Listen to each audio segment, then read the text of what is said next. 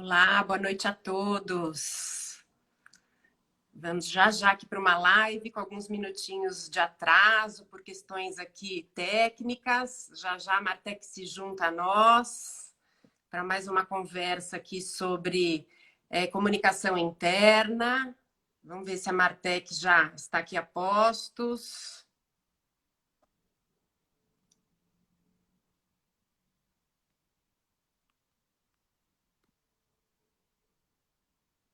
Muito bem. Suzana, da Martec Digital, que vai entrar aqui para esse bate-papo comigo.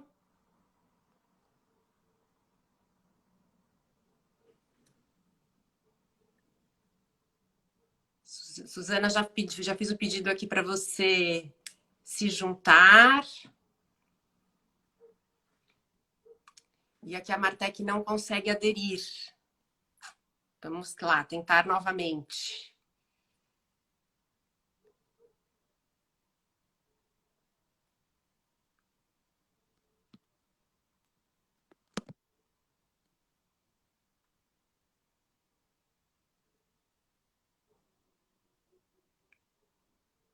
Vamos ver se agora vai. Olá! Que bom que agora deu certo! Olha, eu não sei o que. Hoje isto é um dia complicado e a minha internet decidiu não Não colaborar. colaborar, não colaborar. A minha internet decidiu não colaborar hoje e então estava aqui a tentar ser mais teimosa do que eu e conseguiu, mas Deu certo. não conseguiu ser mais teimosa do que tu. Obrigada por teres invertido aqui um bocadinho os papéis, devíamos ser nós a chamar-te, mas também era pena perdermos esta oportunidade de falar contigo. E portanto, esta era aquela parte em que eu dizia bem-vindos à live da Martec, mas a live não é da Martec hoje, a live é da Adriana, que convidou a Martec para falar com ela. Mas obrigada, Adriana. A Adriana aceitou o nosso. A Adriana Zapalai é uma especialista em comunicação interna, em gestão de pessoas, em saúde mental, em recrutamento. É uma mulher dos 7 ofícios e ela aceitou hoje falar connosco sobre um tema muito importante, que eu acho que é cada vez mais importante, que é a comunicação interna. A pandemia, e não só, colocou aqui, expôs algumas vulnerabilidades, aliás, expôs muitas vulnerabilidades das empresas, mas a comunicação e a capacidade de comunicar foi uma delas. E, Suzana, acho que o áudio se foi. Agora Já voltou. estou de volta? Estou de volta, Já está estou de de volta. volta. Isto hoje realmente não está nada fácil. Mas como eu estava a dizer, tu é que és a especialista, a comunicar é mais do que, é bastante mais do que passar informação, obviamente. Exatamente, Portanto, já começa até do próprio significado, né? Que é a questão, a comunicação vem do latim e exatamente. significa ação de participar, né? Então, olha, Então, eu começo já por te perguntar exatamente isso. Porque é que é urgente atualmente falar de comunicação interna nas empresas? acho que essa é uma das questões, né? Assim, a comunicação ela está presente, é um processo social primário nosso, né? Então, desde que a gente nasce, a gente assim, desde até de antes, a gente já começa a se comunicar desde sempre, né? E para as organizações isso é vital para que haja, né, sinergia e que as pessoas consigam ali se engajar com os objetivos estratégicos da organização, se engajar com os pares, com os times, com as lideranças. Então, a comunicação ela é transversal, né, a todo esse processo. E a comunicação não é só essa questão de compartilhar as informações internas, né? Vai muito além. E aí a gente observa que quando a gente pensa na comunicação interna especificamente, a gente precisa pensar, né, em estratégia. O que eu quero atingir com a minha comunicação interna, quais são os pontos que de fato eu preciso trabalhar, o que tem relação com a estratégia organizacional, para que só assim a gente consiga manter aí os colaboradores, né, engajados nas nossas causas, nos discursos e tudo mais, né? Olha, mas a importância da comunicação interna é agora maior também, porque nós estamos num contexto de trabalho híbrido ou de trabalho Sem remoto, dúvida. dependendo das empresas. E, portanto, tudo aquilo que nós conseguíamos fazer e perceber fisicamente, portanto, pessoalmente, agora temos de o fazer, os líderes e os decisores são obrigados, e os gestores de equipas são obrigados a fazê-lo virtualmente. E, por exemplo, nós antigamente parece que já foi há muito tempo, mas não foi, antigamente chegávamos ao escritório e por olhar para uma pessoa conseguimos perceber que ela não estava bem, que não estava motivada, que estava mais triste naquele dia, que estava com algum problema de saúde, ou que tinha alguma alteração no comportamento. Virtualmente, é muito complicado porque muitas vezes trabalhamos dias sem estar em contacto quase cara a cara, como nós estamos agora com as pessoas. Como é que se gerem equipas e pessoas neste modelo? Por exemplo, nomeadamente para perceber quando as pessoas estão bem ou não estão bem, gerir Não, a motivação das pessoas, tentar criar aquele elo mais forte. esse é um ponto bastante sensível, né? Que com o híbrido ou só com as empresas que optaram por trabalhar com remoto, é um ponto de atenção maior ainda, porque como você falou, né, o presencial a gente consegue observar N coisas, né, de outras formas de comunicar com o corpo, comunicação não verbal e etc., que o híbrido e o remoto, né, a gente não consegue ter esse acesso. Então, acho que tem uma questão aí importante e que nós, do RH, a gente tem falado muito ultimamente, que é o EVP, o Employee Value Proposition, que é o trazer uma proposta de valor para o colaborador. Né? Então, a gente precisa ter aqui a escuta muito ativa para entender quais são as demandas dos colaboradores, para tentar implementar melhores estratégias, aí inclusive de comunicação, o que funciona, o que não funciona. A liderança tem um papel crucial aí nesse processo. Né? Então, os líderes precisam estar junto dos seus times, porque se não está ali, já não tá, muitas vezes já não está mais presente. Se não está presente nesse contato do online, fica mais complexo ainda de se observar essas questões. Né? A gente sabe que em simultâneo aqui desse processo pós-pandemia, não só até um pouco antes da pandemia, a gente tem observado os problemas relacionados à saúde mental e tudo isso tem cada vez mais crescido absurdamente, né? Muito triste pensar aí nos indicadores, né, em relação a esse tema. E pós-pandemia, a gente sabe que os números, né, relacionados a esse tema de saúde mental, eles pioraram muito, e aí é um ponto de maior atenção ainda mais importante aqui para os líderes estarem presentes. Né? Olha, mas como é que numa estratégia de comunicação interna as pessoas que estão responsáveis pela gestão das equipas, portanto, as pessoas que estão responsáveis pela gestão das equipas podem perceber e ter maior percepção e endereçar esta questão da saúde mental, neste modelo que muitas vezes nem conhecemos quase a pessoa que está do outro lado. Acho que a liderança precisa estar muito próxima para conseguir observar. E acho que a visão de liderança também é outra, né? Uma liderança que de fato está interessada nas pessoas, né? Que precisa de fato se dedicar. Né? Então, assim, a gente observa que, por exemplo, líderes mais democráticos, mais afiliativos, né? Que por si só já trazem um senso de empatia mais à flor da pele, conseguem fazer melhor essa gestão. Né? Então, acho que um ponto importante é que os líderes precisam ter na agenda espaços para conversar com as pessoas, para saber como é que as coisas estão indo, e sempre lembrar que a liderança vai muito além da liderança só técnica. Né? E aí é muito importante que esses líderes estejam, de fato, atentos às pessoas, né? ao que elas estão vivendo, ao que elas estão passando. Isso só se dá através de uma aproximação mesmo. Né? O que a gente observa também, que a gente fala muito de, por exemplo, processos de feedback. Não adianta fazer feedback uma vez por ano, e aí uma vez por ano eu faço um apanhado de como foi todo esse período. Né? Isso a gente já vê que não funciona mais. Então, assim, o feedback constante também ajuda o líder estar junto desses profissionais com mais proximidade, com mais atenção, com maior frequência. Né? Outro dia eu estava conversando com uma líder e ela tem uma equipe gigante, com mais de 40 pessoas, e ela tem uma agenda semanal para conversar, nem que seja rapidamente, conversas às vezes de 15 minutos, mas que ela consiga ter essa percepção melhor de como cada um do time dela está em relação não só ao trabalho, mas essas questões também aí mais pessoais, né?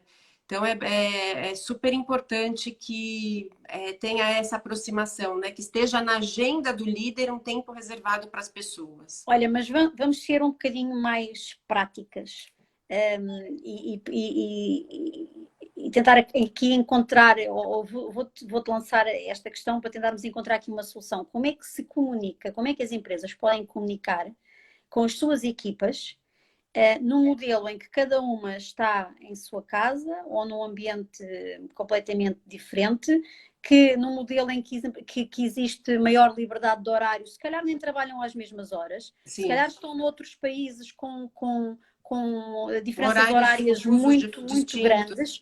Como é que se comunica? Não informar, mas como é que se comunica para garantir aquilo que tu muito bem agora disseste, essa maior proximidade entre a liderança e as pessoas? Eu acho eu acho que tem diversos canais, né, de comunicação e diversas ferramentas que hoje auxiliam todo esse processo, né? Então a gente vive essa era da transformação digital e acho que tem aí caminhos, apps, plataformas que são colaborativas, que ajudam as pessoas nessa interação, né? Então eu acho que as pessoas precisam utilizar, né, dessas ferramentas para poder também a colocar tudo que tem aí, tudo que a transformação digital hoje nos gera aqui como ferramentas a favor desse processo de aproximação de pessoas. Né? Então, eu acho que a comunicação ela não pode ter uma via só, ela tem que ter diversas ferramentas para poder atacar em diversas, né, em diversas frentes, para que, de certa forma, consiga ali cumprir um papel importante e que consiga aí, contribuir para essa comunicação mais fluida.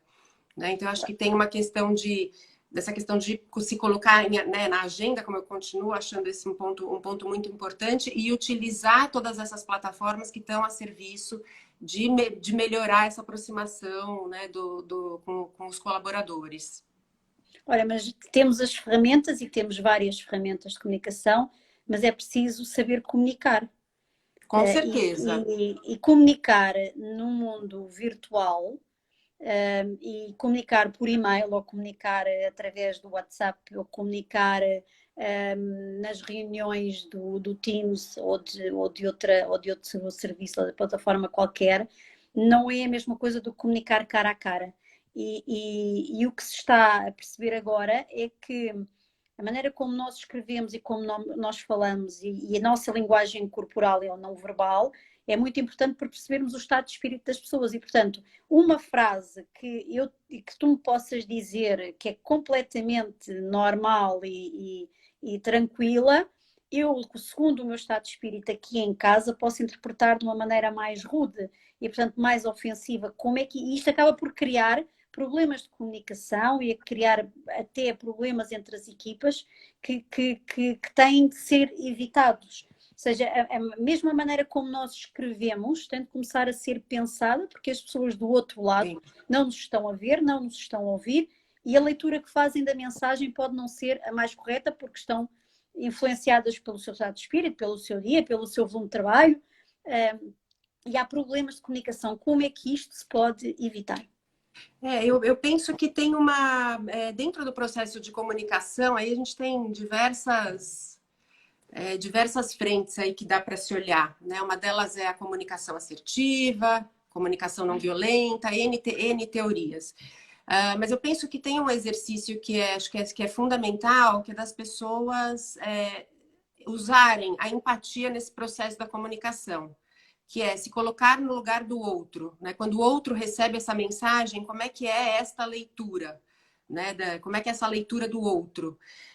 Tanto que tem algumas empresas que optam, por exemplo, acho que é um modelo interessante de pensar, que existe um comitê, por exemplo, de comunicação interna e qualquer elemento ali, qualquer comunicado que vá sair, imaginar por e-mail, newsletter ou qualquer outro, passa por um comitê ali para ler, para validar aquele conteúdo, para entender se a linguagem está aderente e etc. Então, acho que tem uma questão aí importantíssima, que é dessa questão da empatia, fundamental, A questão de simplificar, porque a gente observa que grandes falhas aí de comunicação têm relação com, às vezes, você vai, você quer passar uma informação, você escreve ali 3, 4 páginas e ali está na última linha aquilo que você precisa.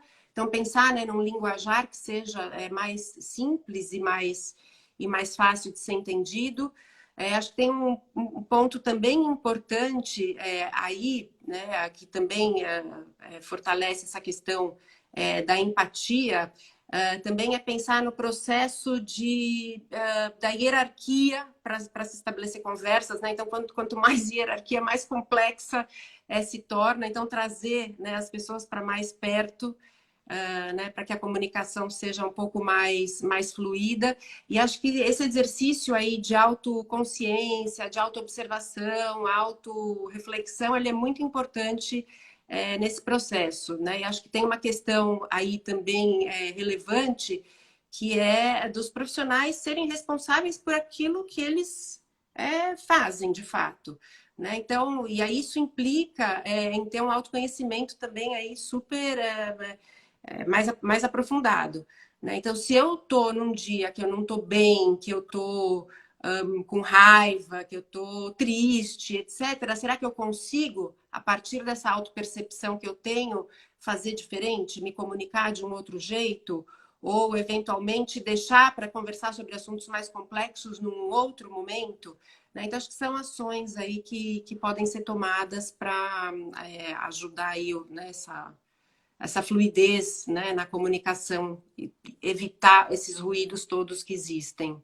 A verdade é que nós nunca pensámos na comunicação assim, porque sempre que queríamos falar com alguém, entrávamos pela sala e dizendo, olha, preciso de falar contigo, e despachávamos a coisa em 5 ou 10 minutos e toda a gente se entendia, por vezes não, mas toda a gente se entendia normalmente. Portanto, o esquema de comunicação e os princípios de comunicação mudaram muito e ninguém pensou muito na comunicação assim. Agora tenho que pensar no que escrevo, porque a pessoa do outro lado pode não perceber exatamente aquilo que... Aliás, nós escrevemos muitas vezes para equipas que nem sequer conhecemos, para pessoas que nem sequer conhecemos, que são da nossa equipa, mas que não conhecemos muito bem. Falaste há pouco da questão da saúde mental e da criação de empatia, de proximidade.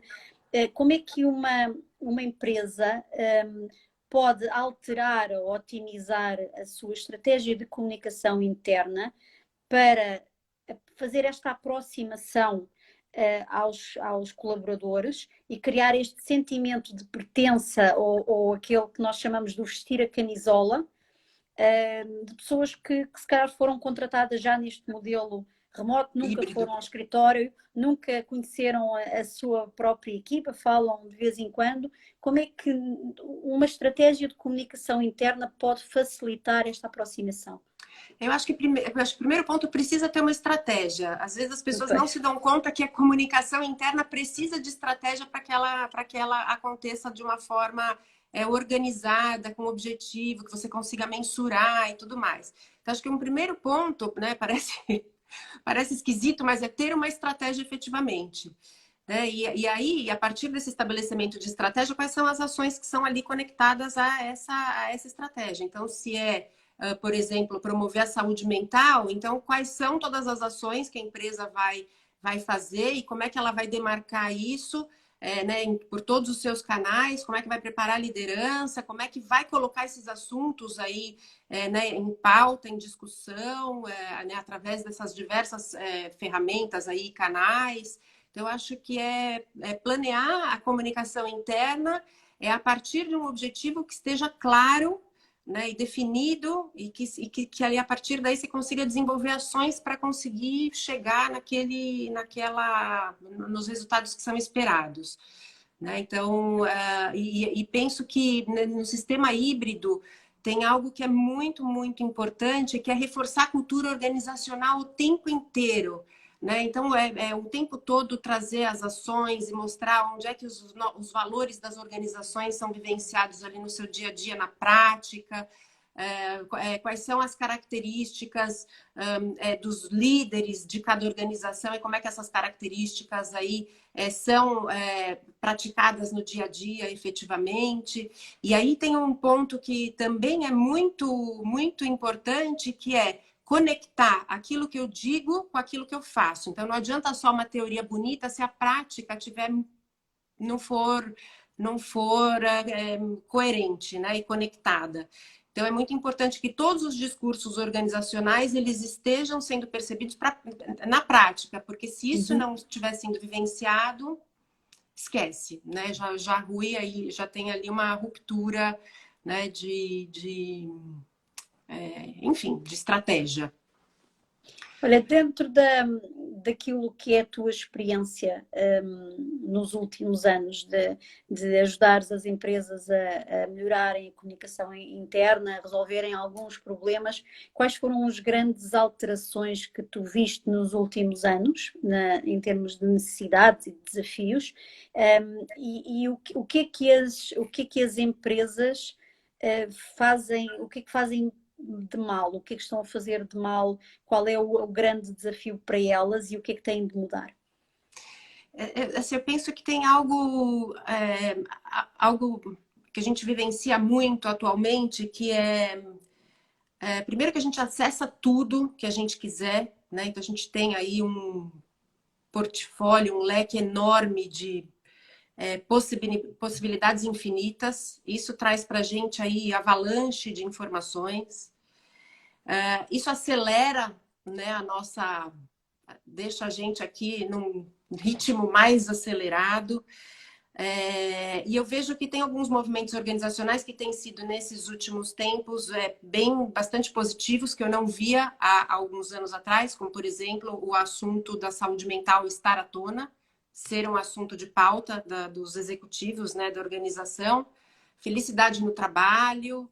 E acho que todos esses temas, eles acabaram aqui com a pandemia sendo reforçados mais e mais ainda. Né? O que eu vejo que pós-pandemia a gente já vive agora uma outra realidade que até então parecia loucura. Né? Eu lembro que eu fiz uma proposta de home office em 2000, sei lá, antes de 2010, não me lembro exatamente a data, parecia que eu era louca falando daquilo, e hoje é algo que é tão... né, que pós-pandemia já é algo que é tão natural e que as pessoas nem querem mais voltar para o mercado para trabalhar presencialmente. Né? Então, acho que essas diferenças aí são as que eu mais vejo aí, né, fortes, né, com forte presença aí. Agora, isso também gera aí alguns desafios, né, que é ter maior clareza dos negócios, que é ter... entender essa questão dos objetivos organizacionais, para onde a empresa vai, propósito, valores. E às vezes tudo isso eu percebo que não são todas as organizações que têm essa clareza para conseguir fazer toda a gestão ali no dia a dia. Né? E aí, às vezes, isso pode impactar um pouquinho a gestão de pessoas aí em geral, né? Achas que a comunicação, pelo facto de estarmos mais longe uns dos outros, a comunicação tem de ser menos direta e mais emotiva, mais emocional? Ou seja, tem de haver aqui uma preocupação. O que acontecia muito era que a comunicação interna era muito informativa. Portanto, não havia aquela preocupação de criar um estilo de comunicação que envolvesse a pessoa e a equipa, porque isso nós fazíamos durante a hora do café. E, portanto, a comunicação era mais fria. Se calhar esta é a palavra um bocadinho forte, mas era mais fria. E agora tem de ser um bocadinho mais emocional, mais Sim. envolvente. Sim, sem dúvida. Até porque a gente não pode esquecer que no mercado de trabalho a gente tem diversas gerações ali atuando com diversas necessidades, com necessidades muito distintas. Né? Então, se você for falar de geração Z, por exemplo, que tem ali, que chega no mercado de trabalho e só vai trabalhar naquela empresa porque o propósito daquela empresa e o legado daquela empresa é X, Y, Z, etc. Né? A comunicação precisa ser diferente mesmo para conseguir transmitir tudo isso. Né? E a gente sabe da importância, né, desse storytelling, dessa história que a gente quer contar. né? Então, a minha organização está dentro de um ecossistema X, esse ecossistema, qual que é o impacto dele no mercado, como é que ele se sustenta, como é que ele cuida das pessoas, e tudo isso precisa ser dito, né? E acho que vai um pouco por essa linha mais afetiva, sem dúvida nenhuma. A comunicação mais empática, ela é uma comunicação de afeto, né? Olha, vamos dizer aqui a verdade, tendo em conta a realidade que tu encontras hoje aqui em Portugal e pela tua experiência, atualmente os decisores e as empresas sabem gerir pessoas neste modelo de comunicação? Eu penso que não tem uma resposta É um ninho, é um de, ninho. de certo e errado, porque eu penso que as empresas estão em maturidades diferentes, né? Então, e eu vejo que, por exemplo, empresas globais, etc., investem tanto nisso, né? No desenvolvimento da liderança, no desenvolvimento da comunicação. E aí, então, portanto, essas pessoas acabam tendo uma preparação melhor, o que não significa que eu me preparo para tudo que tem aí de demanda, não significa que eu vá agir da forma como deveria ser, né? Então, acho que não dá para generalizar. Eu acho que tem empresas que vão por caminhos muito interessantes aí, os profissionais absorvem isso e atuam de uma melhor forma. Agora, tem empresas que vão por um outro caminho, não colocam isso, não colocam a comunicação interna, e nem as relações, e nem a própria gestão num primeiro plano, e aí, então, sofre-se as consequências. E acho que tudo vai depender aí dessa maturidade. Agora, posso te dizer assim, o que eu observo muito, né? Eu trabalho muito com programa de desenvolvimento de liderança. E aí converso com líderes diversos que estão ali comigo para desenvolver uma soft skill, uma nova habilidade, enfim. E aí, muitas vezes, eu abordo questões que são muito simples da liderança, assuntos que são o básico do básico, sabe? Aquele beabá. E aí eu já percebo que só nesta introdução, esse assunto já começa a ser uma surpresa para muitas pessoas que já estão em cargos, em funções de lideranças e de tomada de decisão, né? Então eu vejo que é sempre um desafio. Eu acho que o líder também, aí um ponto de vista muito pessoal, é que o líder ele nunca está 100% pronto, porque esse é um processo que ele vai sendo construído ao longo do amadurecimento profissional, né? E que eu acho e penso que é inesgotável toda a aprendizagem. Então, acho que esse é um tema que é sensível para as organizações, não são todas que estão preparadas, tem algumas que investem muito e ainda assim tem gente que adere e outras pessoas que não aderem. Então, acho que não tem uma resposta assim milimetricamente calculada, mas considero que é desafio. Olha, o que é que uma empresa que queira agora melhorar a sua comunicação interna ou mesmo criar uma estratégia de comunicação interna, porque nós estamos aqui a falar num cenário em que as empresas têm realmente um departamento de comunicação interna, têm uma estratégia de comunicação interna, mas há centenas de empresas, milhares de empresas que não têm isso e que, portanto, a comunicação é feita muitas vezes pelos gestores de equipa ou pelos decisores ou pelos líderes, mas é meramente informativa, portanto não há comunicação, porque a comunicação implica duas pessoas, não é? Portanto, cai lá. Mas o que é que tu consideras os três pilares base para uma empresa que quer construir e melhorar a sua estratégia de comunicação interna? Acho que primeiro contratar a Martech. Esse nem é, esse é toda a fundação, o pilar base, é o mestre na parede, a mestra, vamos costuma dizer, não sei mais disso. Mas eu penso que tem que primeiro que esse assunto ele precisa ter relevância organizacional, né? O board precisa ter essa definição clara. Queremos trabalhar a comunicação interna. Dentro de comunicação interna, aí vem o segundo ponto: qual é a estratégia, qual é o tema, o grande tema de comunicação interna que a gente quer ali desenvolver, né? E isso pode ser mudança de cultura, pode ser saúde mental, dentre outros tantos temas aí que podem, né? E penso que é super importante você ter um comitê, sabe, para discutir, para se pensar nessas, né, nessas estratégias todas, para quais ferramentas usar, que linguagem usar. Acho que é sempre muito importante não esquecer que a linguagem precisa ter, tem que ter coerência com o jeito, né, o jeito que a empresa se comunica. Essa questão da cultura organizacional precisa estar presente né, nesse planeamento, né, de como qual é a nossa forma? Tem empresas mais formais, empresas menos formais, né? Então, pensar um pouco, né, nessa linguagem.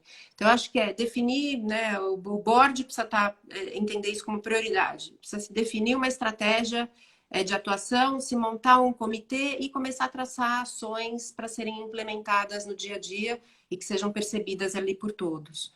Né? Então, acho que são os passos importantes aí para implementar. Olha, eu vou-te fazer aqui uma última questão, que também já estamos aqui quase a chegar à nossa. Aliás, nós já passámos a nossa hora, mas pronto, a nossa nova hora. A comunicação, como estava há bocadinho a referir, não é informar ninguém, é uma conversa, e as empresas se calhar nunca se sentiram muito obrigadas a pensar na comunicação do outro lado, porque alguém marcava uma reunião ou entrava pelo gabinete do gestor adentro e dizia aquilo que se passa. Neste momento, uma estratégia de comunicação interna tem também de abrir portas a que o outro lado possa comunicar também com a empresa sem se sentir de alguma forma restringido ou com medo ou com problemas de não ser ouvido, uma vez que está à distância. Ainda por cima não há aquele relacionamento de anos com a chefia, como se costumava dizer, e portanto são pessoas que nem sequer conhecem muito bem os seus líderes. Como é que as empresas também podem pensar no outro lado, ou seja, de criar dentro da sua estratégia de comunicação interna, de abrir a porta para os colaboradores e para as equipas comunicarem para dentro? Eu acho que aí tem a gente tem falado muito de um outro tema que é a segurança psicológica no trabalho. Uhum. E esse tema justamente tem a ver com a questão dos colaboradores poderem se colocar, independente do que de certo e errado, mas terem a capacidade de se expressar livremente, sem medo, né? E aí acho que esse é um fator também relevante que a gente não pode deixar de considerar, né? Segurança psicológica no trabalho, como criar condições para que as pessoas compartilhem e deem ideias e tragam os seus pontos de vista e tudo mais, né? Porque sem dúvida é muito rico muito rica essa troca, né? Por isso que quando a gente pensa no que eu comentei logo no começo ali do Employee Value Proposition, né, a proposta de valor do colaborador, esse processo de escuta do colaborador, ele é importantíssimo para a gente também, a partir daí, desenhar ações e tudo mais, né? Então, acho que segue um pouco nessa linha. Diana, muito obrigada do meu lado. Eu Do que lado agradeço. do lado da Martec, em nome da Martec, agradeço-te imenso este bocadinho aqui que estiveste a partilhar os teus conhecimentos e a tua experiência connosco. E pronto, não me cabe a mim dizer adeus ou despedir-me de quem está a assistir a esta live, mas do lado da Martec, obrigada a quem se juntou a nós. A conta é da Adriana e, portanto, ela vai fazer o adeus final. Mas a todos, muito obrigada. Sigam o trabalho da Adriana, que é uma excelente profissional. Sigam a Martec também nas nossas redes sociais, no nosso LinkedIn e aqui no nosso Instagram. E também acompanhem as nossas lives, que de vez mais ou menos de 15 em 15 dias nós realizamos. Obrigada do nosso lado e até à próxima. Obrigada, Adriana. Até à próxima. Obrigada. Também quero agradecer a todos que estiveram aqui presentes, aqui na nossa conversa. Então, desejo boa noite para todos e espero que essa conversa rápida aqui tenha trazido aí alguma luz para vocês. Obrigada. Um beijinho grande.